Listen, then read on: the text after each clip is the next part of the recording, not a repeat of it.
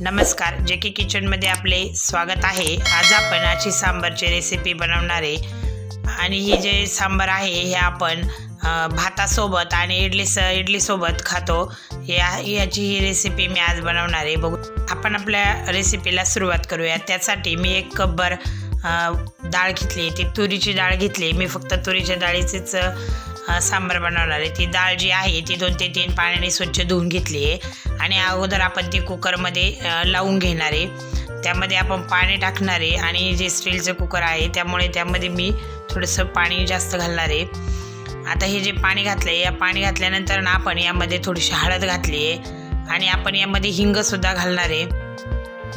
अर्धा चमचा हिंग घातला आहे मी आणि आता थोडंसं तेल घालणार आहे।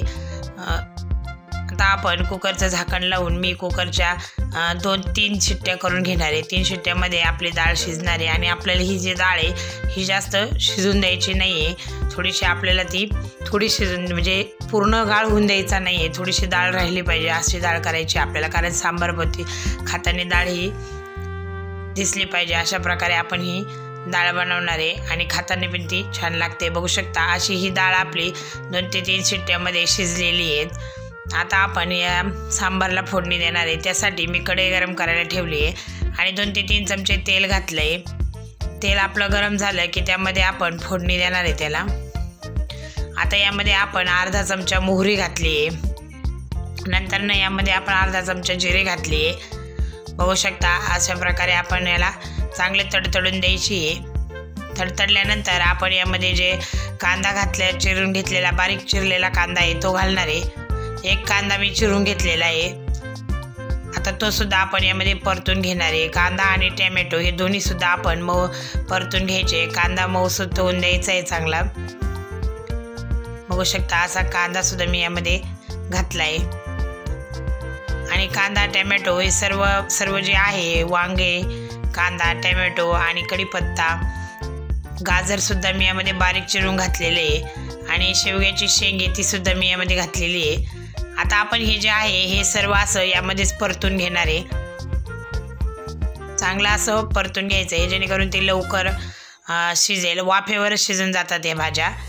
आता यामध्ये आपल्याला कुकरमध्ये लावण्याची गरज पडत नाही, या आपण ज्यावेळेस परतवतो त्यावेळेसच त्या शिजून जातात। आणि आपण यामध्ये थोडंसं यामध्ये आलं लसणाची जी पेस्ट केलेली आहे ती मी यामध्ये घालणार आहे। बघू शकता अशा प्रकारे मी ही आलं लसणाची पेस्ट केलेली ती सुद्धा यामध्ये घातली आहे। आता हे सर्व असं आपण परतून घेणार आहे। छान असे वाफ आले बघू शकता तुम्ही। आणि ज्या लाल मिरच्या आहेत त्या वाळलेली लाल मिरची ती सुद्धा मी यामध्ये लगेचच घालून दिली आहे। 3 लाल मिरची मी घातली यामध्ये। आता यामध्ये आपण थोडंसं मीठ घालणार आहे जेणेकरून ते भाजी जी आहे त्या थोड्याशा लवकर शिजतील आणि त्यासाठी आपण थोडंसं मीठ घालायचं आहे। आणि कांदा वगैरे टोमॅटो सर्व आपले चांगलं असं परतून जाईल म्हणून आपण यामध्ये थोडंसं मीठ घालायचं आहे आणि आपण यावर थोडंसं झाकण ठेवणार आहे। ह्या वाफेवरच आपले हे भाज्या शिजून जातील। बघू शकता वाफेवरच आपली ह्या भाज्या शिजल्या आहेत। 5 ते 7 मिनिटात आपल्या ह्या भाज्या सर्व शिजून जातात आणि ह्या शिजल्यानंतर आपण लगेच यामध्ये मसाले घालणार आहे। फक्त मी एव्हरेस्टचा सांबार मसाला जो आहे तो मी यामध्ये घातला आहे। तुम्हाला सांबार मसाला जो वापरला आहे मी तो 3 पाऊच होते 10 वाले, त्यातले 3 पाऊचचा मी यामध्ये वापरलेले आहे। आणि यामध्ये मी लाल मिरची पावडरसुद्धा घातलेली आहे आणि चिंचेचं पाणी करून ठेवलेलं होतं मी साईडला, ते चिंचेचं पाणी केलेलं आहे ते टाकले मी यामध्ये। आणि नंतर यामध्ये आपण हा गूळ घालायचा आहे। गूळ तुम्हाला जितका हवा असेल तितका तुम्ही घालू शकता। तुम्हाला जर जास्त गोड हवा असेल तर तुम्ही जास्त घालू शकता, मी थोडाच घातलेला आहे चवीनुसार। आणि हा जो सांबार आहे आता यानंतर आपण यामध्ये पाणी घालणार आहे। आपण जी डाळ शिजवलेली होती त्या डाळीचं सर्व पाणी मी यामध्ये घातलं आहे। तुम्हाला जसं हवा असेल तितक्या, तुम्हाला जास्त जर यामध्ये पाणी घालू असेल सांबार तर तुम्ही त्यामध्ये कमी पाणी घालू शकता आणि जर जास्त पातळसर हवा असेल तर तुम्ही त्यामध्ये जास्त पाणी घालू शकता। बघू शकता मी अशा प्रकारे ही बनवलेला आहे सांबार। हा मी 5 ते 6 माणसांसाठी एवढा मी सांबार बनवलेला आहे आणि आपण यामध्ये चवीनुसार मीठ घालणार आहे। लाल तिखटाचं प्रमाण सुद्धा तुम्ही यामध्ये कमी जास्त करू शकता। लाल मिरची पावडर घातली की जास्त तिखट होतो सांबार, त्यामुळे मी थोडीशी लाल मिरची पावडर घातली होती त्यामध्ये। आता जो हा आहे हा सांबार मी तुम्हाला वाटीमध्ये काढून दाखवते की मी याची कन्सिस्टन्सी कशी ठेवली आहे. मग मी जो सांबार केला आहे थोडासा पातळसरच केला आहे, तो छान लागतो. पातळच सांबार जो आहे तो छान लागतो.